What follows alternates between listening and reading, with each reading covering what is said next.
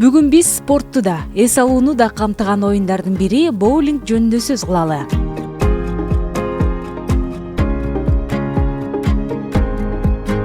Боулинг англис тилинен шарды тегеретүү дегенди билдирет. Мекени Америка. Боулингде шарды атайын төшөлмөдө 3 бурч тизилген кеглянын бута атым аралыктан кулатуу менен упай терүүгө багытталган профессионалдык спорт түрү. Ал эс алып көңүл ачууну дагы камсыздайт. Боулингде ойноодо эч кандай шык талап кылынбайт жана жаш өзгөчөлүк дагы чоң мааниге ээ эмес.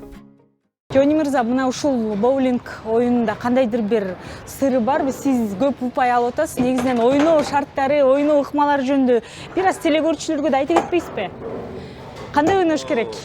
Оюнду мен деле баягы сабак алып, анан мындай ойнош керек деп ыкмаларын деле билбейм.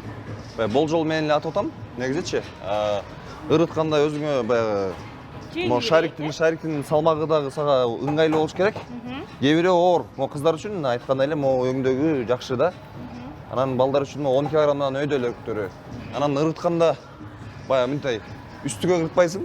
Жери менен мындай тоголотуп да. Тоголотуп баягы траектория деп коет эмеспи? Кээде оңго кетип калат, кээде солго кетип калат, ошондуктан кичине күч менен түртүш керек да. Жок дегенде мына ушундай боулинг залдарына келип ойноп турсаңыздар болот, ардактуу телекөрүүчүлөр. Бул жака достор менен келип ойногон аябай кызыктуу да. Ошондуктан бардык көрүүчүлөргө дагы ушундай кеңешимди берем. Боулингге келиңиздер, чер жаздыңыздар. Бул аябай сонун оюн.